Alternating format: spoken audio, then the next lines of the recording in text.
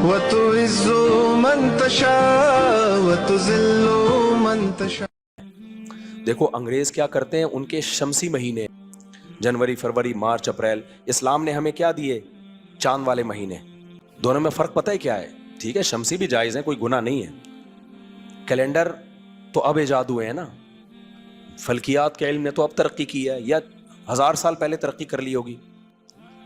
چاند ایک ایسا کیلنڈر ہے جس میں دھاندلی ہو نہیں سکتی، اس لیے اللہ نے کہا کہ یہ تاریخوں میں گڑبڑ نہ کریں کہیں. عیسیٰ کو جب سے آسمانوں پہ اٹھایا گیا نا، عیسائی کہتے ہیں اس کو 2024 سال ہو گئے ہیں. ہم مان لیتے ہیں کہ ہو گئے ہوں گے، انکار کرنے میں کوئی حرج ہے نہیں، مان لینے میں کوئی حرج ہے نہیں. پھر وہ کہتے ہیں پہلا مہینہ جنوری تھا، پھر فروری، پھر مارچ، پھر اپریل، یہ اس طرح سے ہوا ہے. ٹھیک ہے مان لیتے ہیں، لیکن عین ممکن ہے کسی نے دھاندلی کی ہو بیچ میں. بادشاہ سلامت نے جیسے بھی 10 رکعت تراویح کھا گئے، آرڈر آ گیا ختم، تو کچھ بھی ہو سکتا ہے نا. آرڈر، بادشاہوں کے تصرفات ہمیشہ سے دنیا پہ رہے، اور یہ گورے خود اس کے قائل ہیں کہ یہ شمسی مہینوں میں گڑبڑ کی ہے بادشاہوں نے. چاند ایک ایسا کیلنڈر ہے نا جو اللہ نے آسمان پہ لگا دیا.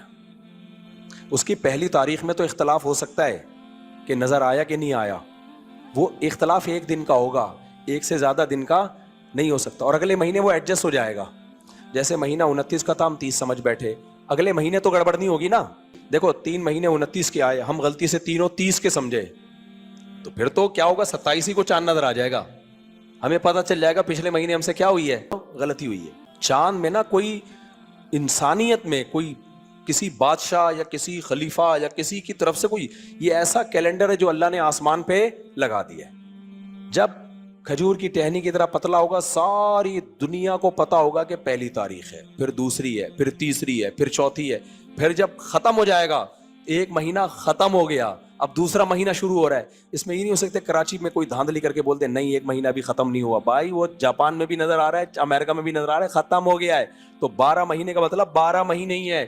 یہی وجہ ہے کہ ہم جب کہتے ہیں آج 1445 ہجری ہے، 1445 ہجری ہے، تو اٹ مینز پکا ڈھکا 1445 سال ہو گئے نبی کو ہجرت کی. اس میں کوئی غلطی کا چانس ہے ہی نہیں، کیونکہ تو ساری دنیا چاند دیکھ کے کر رہی ہے نا. اس میں یہ ہو نہیں سکتا کہ رمضان کو شوال کر دو، شوال کو کیا کر دو، رمضان کر دو. اور آسان کر کے بتاتا ہوں، آج بدھ ہے، کل جمعرات ہے، پوری دنیا میں اس میں کوئی غلطی ہو سکتی ہے؟ اس لیے کہ پوری دنیا کا اتفاق ہو چکا ہے کہ آج بدھ ہے، کل جمعرات ہے، پرسوں جمعہ ہے. اب اگر کوئی بیچ میں گڑبڑ کی کوشش کرے گا تو وہ ممکن نہیں ہے. تو شمسی مہینے جو سورج سے چلتے ہیں نا، ان میں آج گڑبڑ کا امکان تو ختم ہو گیا ہے، کیونکہ اب دنیا گلوبل ولیج بن گئی ہے. ماضی میں امکان تھا، جبکہ چاند میں ماضی میں بھی امکان نہیں تھا. تو اس لیے اللہ نے سالوں کو ناپنے کے لیے نا، کہ 1 سال گزر گیا، 2 سال گزر گیا، 3 سال گزر گئے، اس کے لیے اللہ نے کیلنڈر کس کو بنایا ہے؟ چاند کو. پوری دنیا دیکھے گی اور بولے گی بھائی ساری دنیا کہہ رہی ہے اتنی دفعہ چاند گھٹ کے بڑھ کے ختم ہوا ہے، 1 مہینہ، پھر گھٹ کے بڑھ کے ختم ہوا دوسرا مہینہ، پھر 12 مہینوں کا 1 سال، پھر نیا سال. اس میں نئے سال میں کوئی کنفیوژن کبھی بھی ممکن رہی نہیں ہے. اللہ نے چاند کی جو موومنٹ ہے اس کو ایڈجسٹ ایسے کیا ہے بہترین طریقے سے کہ اس موومنٹ کی وجہ سے گھٹتا ہے بڑھتا ہے، اس میں بھی ہزاروں لاکھوں سال سے کوئی گڑبڑ ہوئی نہیں ہے. اچھا یہ جو چاند کی زمین کے گرد حرکت ہے نا، یہ اتنی عجیب ہے.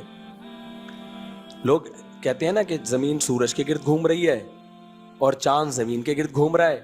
رکی ہوئی چیز کے گرد گھومنا آسان ہے، چلتی ہوئی چیز کے گرد گھومنا مشکل اور مینج رکھنا بہت مشکل. دیکھو بیت اللہ کے گرد ہم طواف کرتے ہیں، رکا ہوا ہے، اگر یہ گھوم رہا ہوتا تو یہ طواف آسانی کے بجائے کیا ہو جاتا؟ مشکل. کیونکہ ہمیں بڑی ٹینشن ہوتی کہ ہم یار چل رہے ہیں تو وہ بیت اللہ بھی آگے کو چل گیا تھوڑا سا، ہمیں اپنی سپیڈ اور ایک خاص اسٹائل میں مینج کرنی پڑتی، بہت ٹینشن میں آ جاتے. تو یہ جو چاند زمین کے گرد گھوم رہی ہے نا، زمین رکی ہوئی تھوڑی ہے، وہ کس کے گرد گھوم رہی ہے؟ سورج کے گرد. اور کمال کی بات ہے سورج اپنے سارے سیاروں کو اپنے گرد گھماتا ہوا بھی چل رہا ہے، چلتے چلتے گھما رہا ہے سب کے گرد.